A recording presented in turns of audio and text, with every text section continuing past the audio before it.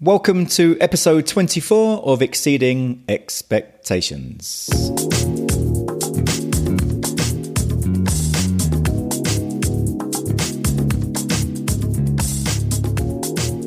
My guest this week is a lady by the name of Sydney Wong, and it's the second time we've visited the shores of Canada.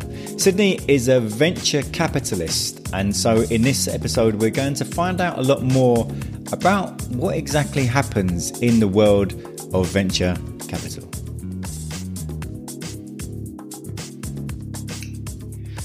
So we're here for another edition of Exceeding Expectations, and today I am speaking with a lady called Sydney Wong. How are you, Sydney? I'm doing great. Thank you so much for having me. That's okay. And you're over in Montreal in Canada. Yes, I am. And I imagine it's very hot here, hot there at this time of year. No, oh my gosh. It's probably colder than the Antarctic right now. It is freezing every other day. And so what temperature is it right now?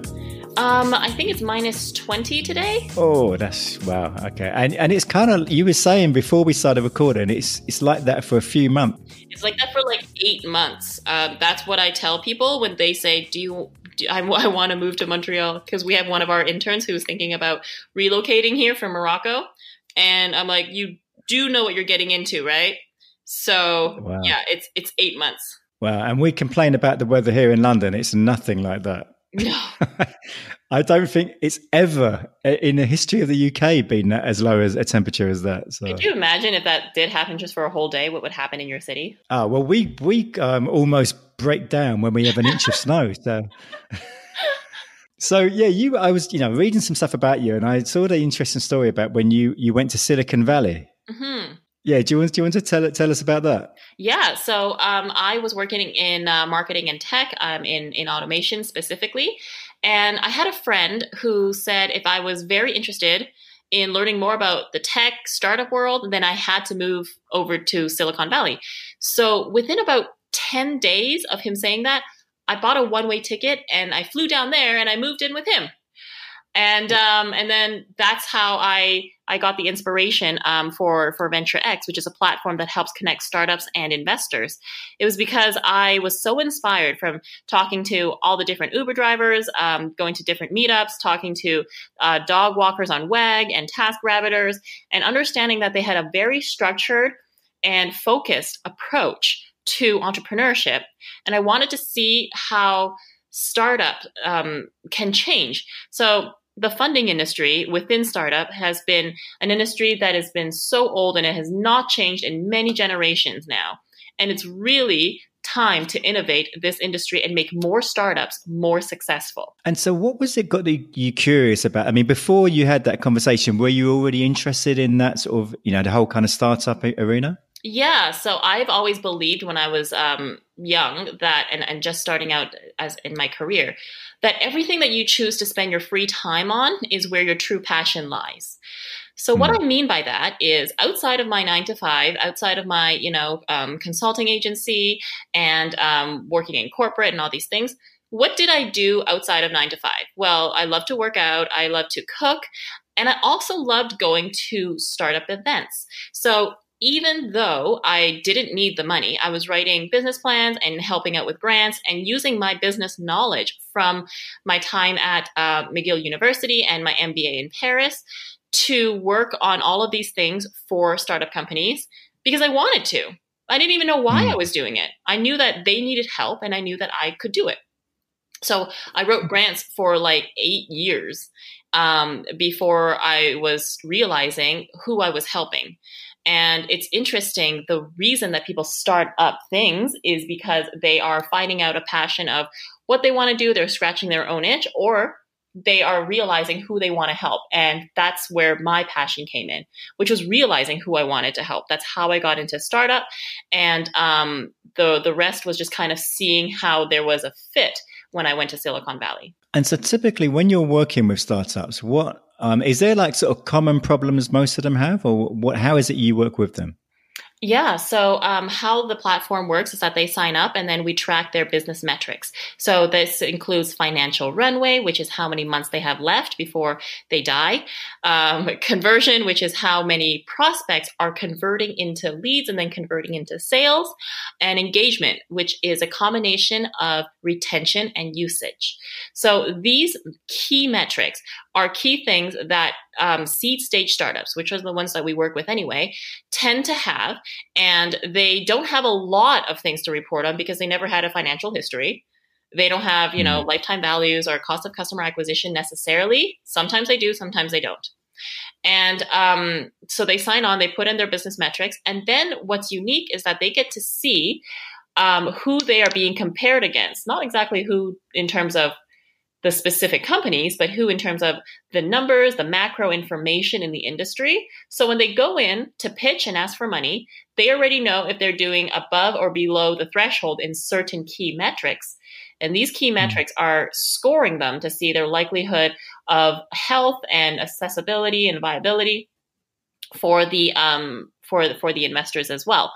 So it works on both ways, but it's using their data in order to best match them and save time on both sides. And do you concentrate on any particular industries or is it sort of quite varied?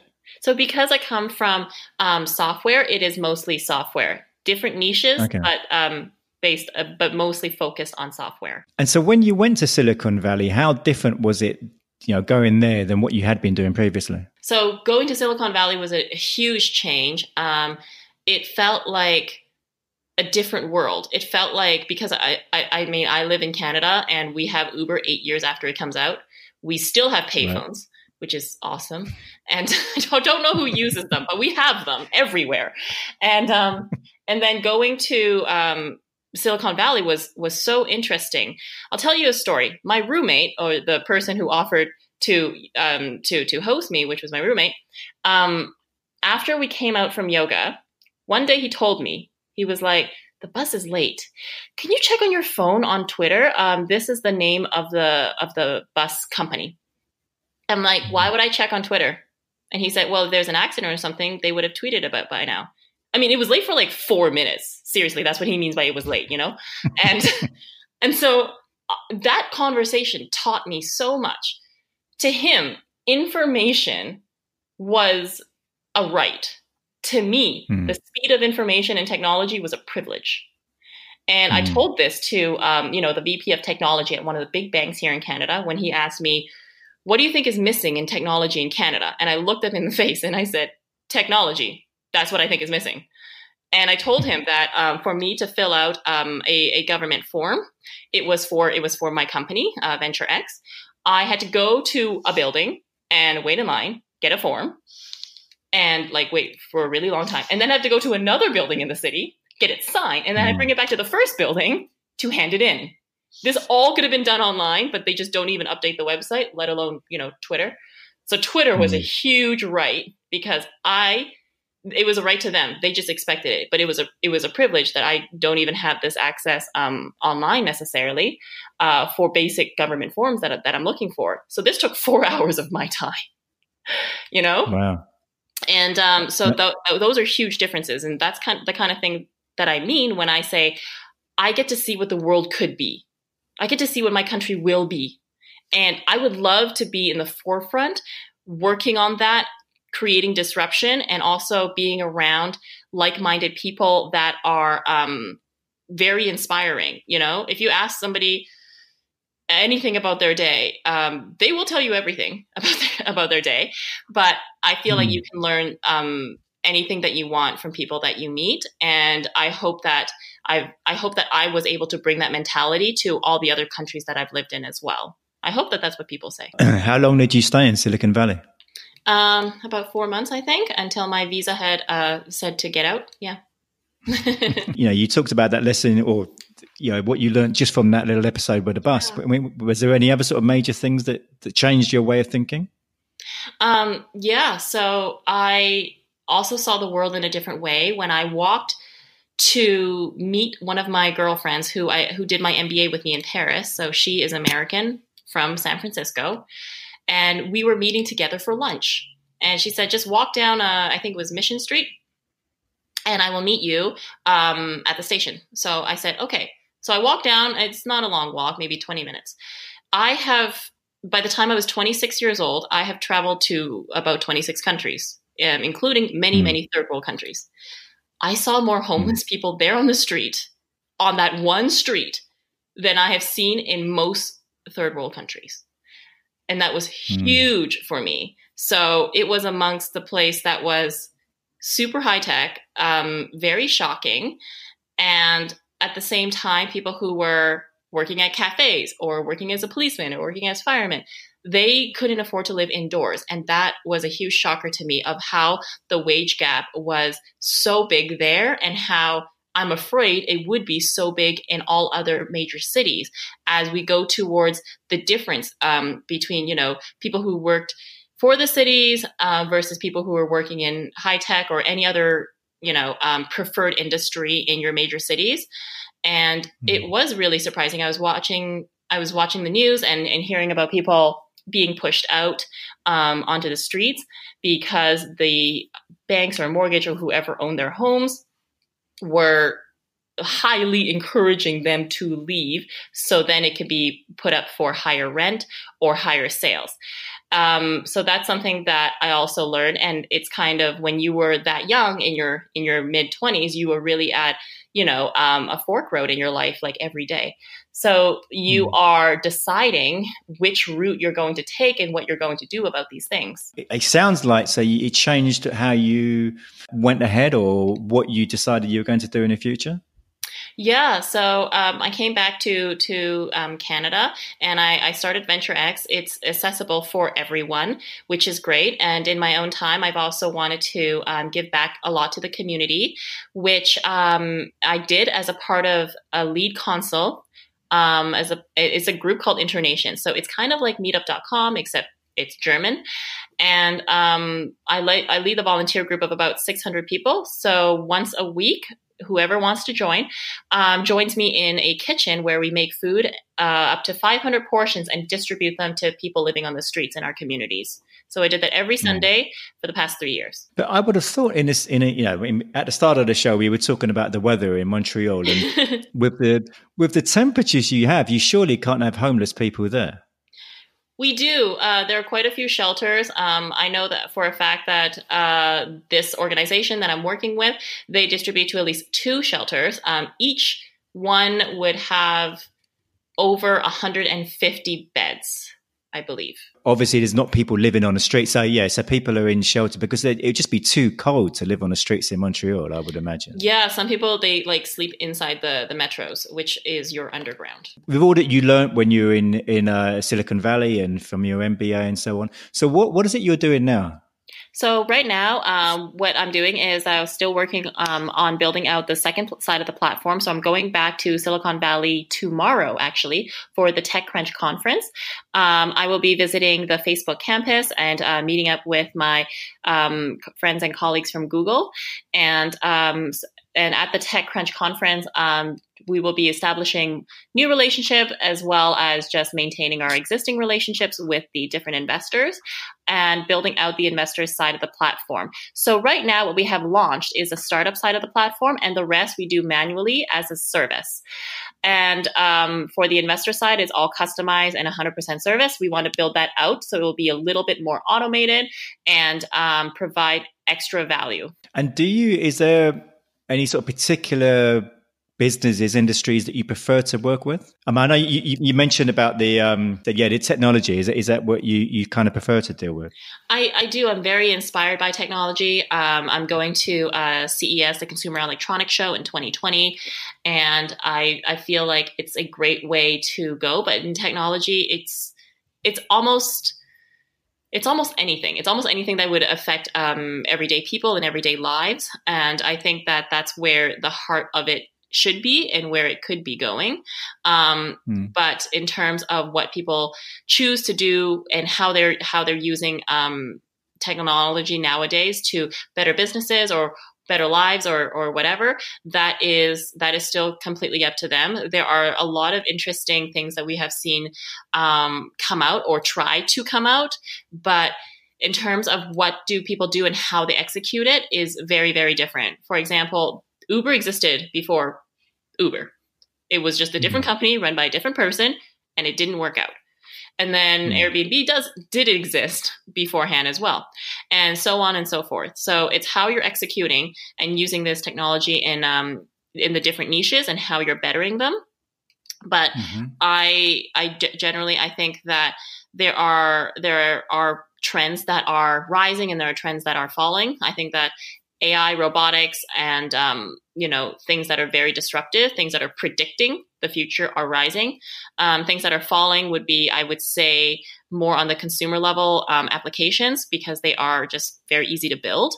But at the same time, you need a lot of users for it to be very interesting to compete in the market these days. Do you go and search out these startups, or do they come to you? A little bit of both. So I used to be very, very, very involved in a lot of different events and things like that here. I wrote a blog post about if events are actually helping your business goals.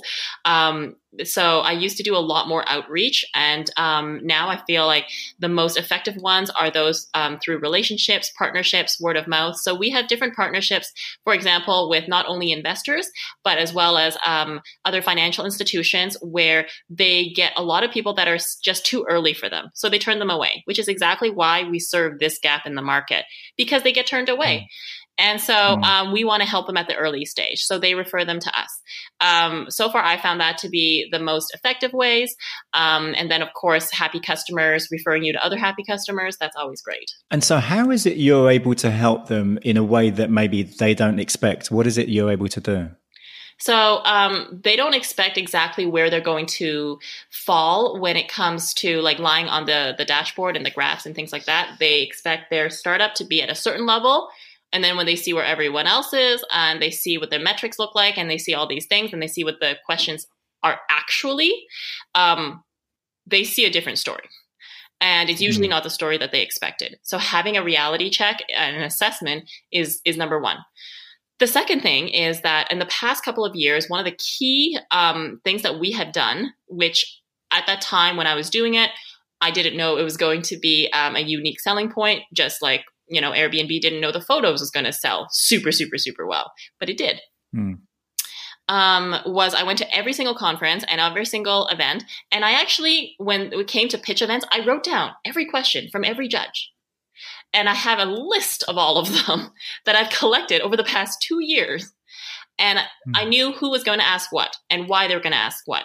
So the reason that this was a key advantage was because this is not written anywhere.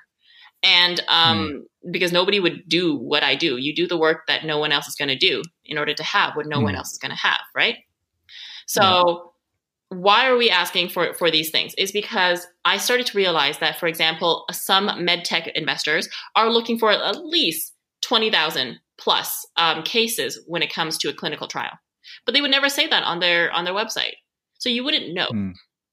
And then some of them would only give you investment if you had intellectual property or a patent or patent pending or those kinds of things. But who are they? You don't know. So you have all of this preparation from us that you don't get beforehand. You have a better understanding of where you actually stand in comparison to the other startups that this investor has already seen beforehand. So your preparation level and your chances of success is super, super high in comparison because you're not going in blind. And in addition, we also help you with your data room files. So we help you with your actual pitch, your PowerPoint pitch, and your presentation and your financials and all of these things that are part of your data room file, and review them and check them over in order to make sure that they are optimal as to what they should be, and then provide the best matches with the investors. Eventually, our platform is going to be providing the best matches based off of the algorithm and the scoring mechanism, which we have. Do you concentrate on sort of startups in your local area or all over Canada or the States as well? So it's mostly North America at this time for both sides. You mentioned, I think, was it you said you're doing about 200 different companies you've been helping? Yes, exactly. all of those are in technology, I presume. Yeah, all of those are in technology, different levels, different stages, correct. Is there like a particular size or amount of money they need to be making in order for you to be attracted in the first place? How does that work? So that's a great question. Every investor will give you the same answer. It depends. Because, yeah, it probably does. So before we started this conversation, I told you that I was on another podcast where one of the other guests had 15 million users, right? And it was a freemium platform for the most part. And so, of course, that is very, very, very attractive. And what they're telling you has to be a different story. So some investors will want it and some of them won't. So what we are learning is which ones require it and which ones don't, because they don't really necessarily tell you on their website. It's really a trial and error, because at the same time, it's to their advantage that they're not missing anybody. They don't want to miss on the first Uber or the first one investing in Airbnb or the next whatever. So they do want to be able to see them, but they also it's a person, so they do also have their criteria that they are looking for, and that's what they would say if they if the deal didn't go through, for example. And that's kind of how you learn and how you build up your database and build up your information over time. You mentioned before we started recording, you've been nominated for the Women of Influence Award. How did that come about? What did you need to do for that? Oh, yeah. So this would be the second award that I was nominated for in the past year. So last year, I came in second place. Because a female CEO who's a colleague of mine and a great supporter of women entrepreneurs. So she is out in BC as well, which is where I'm originally from. So she nominated me for the Women Entrepreneur of the Year Award from Startup Canada. So that was last year. And then this year, she nominated me again for the RBC Women of Influence Awards. So that is great. It celebrates several categories of women. And RBC is, I think, Canada's most valuable brand, I heard recently. So it's Royal Bank of Canada. And they have several awards of women who are at different stages in their business. So the stage that I'm in is, I think it's called Ones to Watch or Rising Star. It's one of those two names. And just a great honor to be nominated. And I saw the press from the previous years. It looks amazing. These other women are super inspirational and they're so accomplished in their fields. One of them was a doctor in, I believe fertility. And so she was one of the winners for one of the categories of last year. And it was just so amazing to see and to be there to celebrate the success that women entrepreneurs have come about in the past decade. There's obviously, I would imagine, people doing a similar thing to what you're doing. What is it you do that's different to the others? So we are building a scalable technology platform. The main competitors in our field, there are two main different categories. So one of them is a regular broker. So it's manual. It's not scalable. You cannot help everyone in North America. You can mainly just help people in your own city. So those are individuals who usually have a financial background or a legal background or both. And they are called brokers. So they finance these kinds of deals, and they work off of a very different kind of financial structure basis. And then the other ones would be, they are databases. So they would be PitchBook or Gust, for example. And so what they do is that they cost a lot of money. They cost something like up to $50,000 a year. And it gives you access the same way that Crunchbase gives you access, except Crunchbase is free. But it helps you put together information and what was just raised, what was just closed, and from who was the lead, and who was the founder, and their different profile information. So information that is public and open, but they put it together in an easy to read way. But what they don't do is that they don't match you. They don't give you access to each other. They don't close the gap in the market. They sell information. And then I believe one of them sells information of startup data to whoever buys it. So your information could be sold to a competitive VC or a competitor of yours, and that also happens because it is legal. And that is their business model for some of these kinds of databases. So those are things that we don't do because we are essentially a marketplace and we are an algorithm that scores and best tracks you to ensure that, you are successful in this way. Before we started recording, you were talking about how you help some of the people you're working with in terms of how they're doing their pitch and sort of communication and so on. Yeah, so exactly. So we first take a look at their pitch. They usually already have one. We also can help them write one if they don't have one. Usually they've already had one. And then we allow them to understand what the pitch room would look like. So for a lot of people, for example, a common mistake is that they write everything so small. But when you're putting something on a big screen and there's 8 other people in the room or 4 other people in the room, you're in a big conference room and they can't actually see everything that is important or they're supposed to be seeing. So that is a really big common mistake that happens. So we try and get them to understand and visualize and practice exactly the way that you would when you're on the stage or when you're on Skype or whatever. But imagine what the audience is and who they are and what they're going to look like and what they do.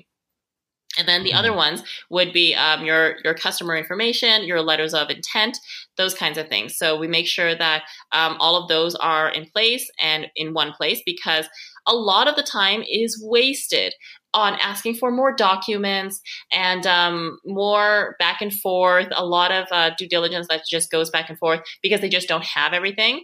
And it's a very negative experience for both sides because it could be very long and drawn out, and it could weigh a lot on the make or break of a startup if they don't get everything in time. The title of this podcast is Exceeding Expectations. What are your thoughts on that whole area and why maybe you should go out of your way to try to give the people you're working with an incredible experience? There's a lot of different ways that you can always offer to help. So giving people going out of your way to give your customers experiences, especially when you're starting out as an entrepreneur, is where you're going to actually learn the most. And it seems like it's just going to take you more time. However, on the flip side, you may be building something that has 4 features, but only one of those features are the ones that your customers are coming back for. So you might want to actually take more time, understand why they only want that one feature, understand how you can build around it, how you can advance it, and that's your real flagship. It has nothing to do with the other 4. You just spent so much money making the other 3 or 4 features or whatever. And so listening to your customers, going out of the box, spending time with them. I spend a lot of time with them. And seeing what their true values and true needs are is really hard to do. It's also really important that the founders do it and not kind of outsource it to anybody else, because that's your core knowledge. That's why you are you, and it has to do with how you have related to your customers first. I think it was, Warren Buffett who always said that it takes 20 years to build a reputation and 5 minutes to ruin it. So if you think about it, you'll do things differently. So if there's any one part of a strained relationship that you currently have with your customers, see it not as a problem, but as an opportunity. Ask them out for a beer, take them out to lunch. See what it is that you can do better or more, or refer them to anybody, or get to the root of the problem, because they're going to be your customers. And if they're your first ones, it's going to help you shape a lot of your company and help you build out a lot of your customer mission if you allow them to. Before we finish, what would you, if people want to find out more about you, where would they go to? Our website is the best place. So there is a contact us form on our website. It's www.venturex.ca. So we hope that you would write us and we hope that you come visit. And we always get back to you within 24 hours. The platform you were talking about, all the information about that is on there as well. Absolutely. There's also a demo video that you can see right on the homepage. Okay, Sydney, well, it's been a pleasure speaking to you, and I hope it doesn't get too cold out there. Well, can it get much colder than -20? It could. It really could. It could. Oh, God, I don't envy you at all. Thank you very much for your time, Sydney. Thank you. Next week, episode 25, I speak with Nicholas Bryce, who provides speakers for conferences and so on, and they really try to challenge the way that people think. And he tells a fascinating story of the way they were able to help Brighton Football Club. That definitely is worth tuning in for. I hope you enjoyed the show. If you did enjoy it, why not leave us a review on iTunes or Stitcher or Overcast or any other podcast player. And maybe think about joining the Facebook group, which is called, funnily enough, Exceeding Expectations. Start a conversation in there. Ask a question. Maybe there was something that your opinion on one of the guests or one of the subjects raised. It would be great to hear from you. And have a great week, and I'll see you next week.